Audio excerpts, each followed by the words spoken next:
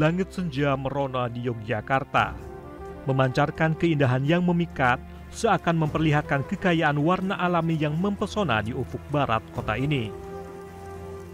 Dalam suasana tersebut, terlihat hiruk-pikuk yang menggambarkan semangat kreativitas yang tak terbatas. Di sudut-sudut kota, galeri-galeri seni dan studio-studio kreatif menjadi saksi bisu dari proses penciptaan karya-karya yang memukau.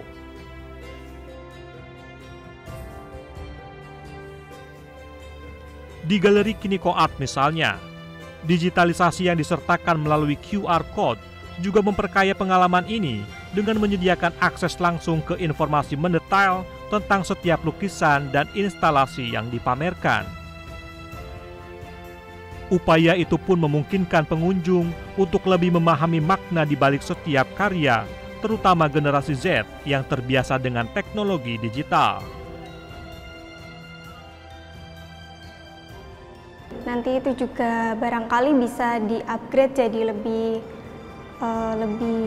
canggih lagi, bukan hanya sekedar gambar, mungkin juga nanti bisa menampilkan hal-hal lain yang mungkin dibutuhkan para pengunjung atau para seniman-seniman lainnya yang ingin tahu karya-karya yang ada di pameran itu. Itu juga sangat berkesan sih, apalagi kalau dinikmati dengan usia anak-anak, mungkin dia akan lebih tertarik melihat karya itu daripada karya yang hanya 2 dimensi atau 3 dimensi.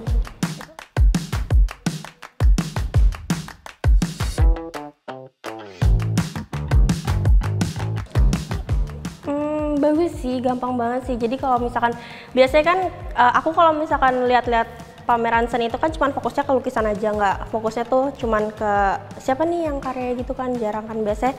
Terus sekarang semenjak ada e-katalog itu jadi bisa lihat, oh ini ada lukisan dari nama pelukisnya siapa, senimannya siapa, asal dari mana gitu sih. Itu yang memudahkan banget sih. Jadi kita jadi lebih kenal juga siapa seniman di balik lukisan ini.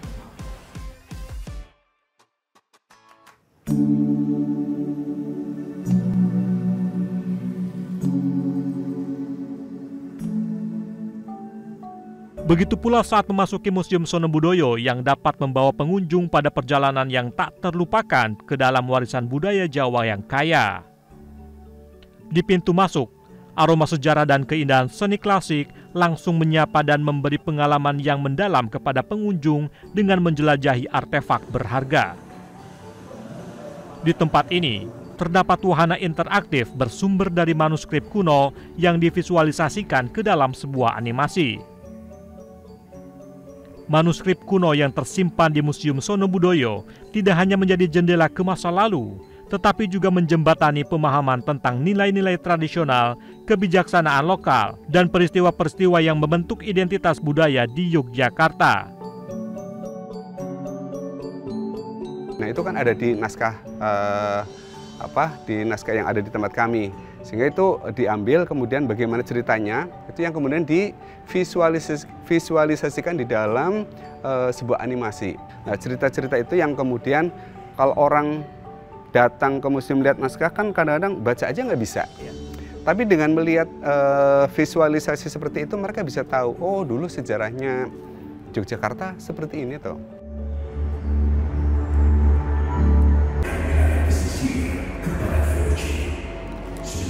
VOC seolah-olah menjadi penguasa Jawa. Pas-pampres VOC, mereka berhasil mengumpulkan persoalan politik, mereka turun hasil menguasai Mataram dan menjadikan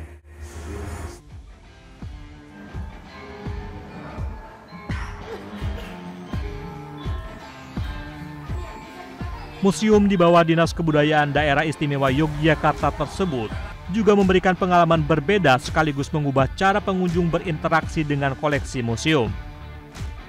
Kehadiran virtual reality bukan sekedar teknologi futuristik, tetapi sebuah alat yang menghadirkan pengalaman imersif yang belum pernah terjadi sebelumnya.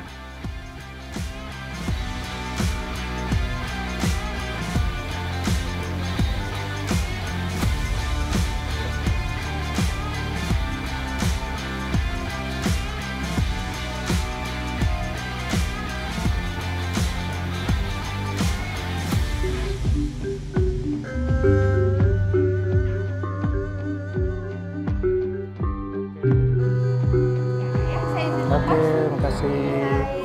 Oke, sama-sama. Ya, pemirsa, barusan saya mulai merasakan virtual reality. Kita seolah-olah memanah seperti prajurit di Mataram kuno. Dan virtual reality ini menjadi bagian dari wahana interaktif yang ada di Museum Sono Budoyo, Yogyakarta.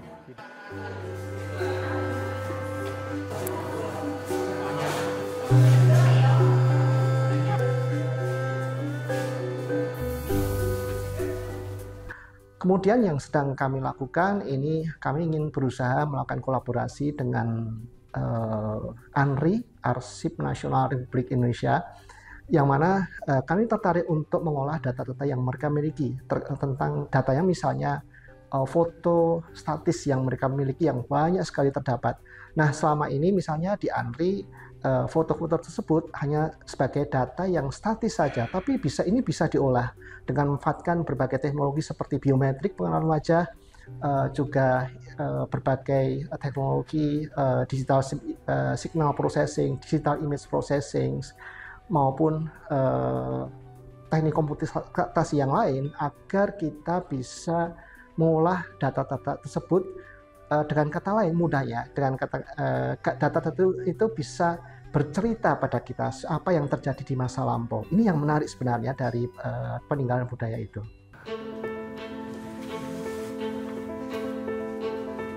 Digitalisasi tidak hanya mengubah pandangan individu terhadap sejarah, tetapi juga memperluas cakupan dan dampak pemahaman tentang masa lalu. Bagi peneliti sejarah, perkembangan AI sangat membantu dalam penelusuran sumber-sumber dan data historis untuk menjelajahi detail-detail yang sebelumnya sulit diakses secara cepat. Perkembangan AI itu memang sangat membantu bagi peneliti-peneliti sejarah, terutama untuk penelusuran sumber-sumber. Engine searching itu sangat penting, terutama karena itu bisa mendekatkan jarak. Sejarawan tidak perlu kemana-mana untuk bisa mendapatkan sumber-sumber dengan sangat cepat sekali. Sehingga sejarawan pun harus mengikuti teknologi itu agar kita bisa mendapatkan data-data yang lebih komprehensif. Jadi sejarah dan digitalisasi itu sebuah kebutuhan. Hampir semua lembaga yang menyimpan atau mengkonservasi sumber-sumber sejarah itu semua sudah menerapkan digitalisasi, baik di luar negeri maupun di Indonesia. Memang semuanya berawal dari concern terhadap penyelamatan sumber-sumber sejarah, karena umumnya sumber-sumber sejarah yang berupa dokumen itu sangat rawan terhadap iklim dan juga cuaca di suatu negara atau di suatu tempat, sehingga satu-satunya cara yang terbaik itu melakukan digitalisasi.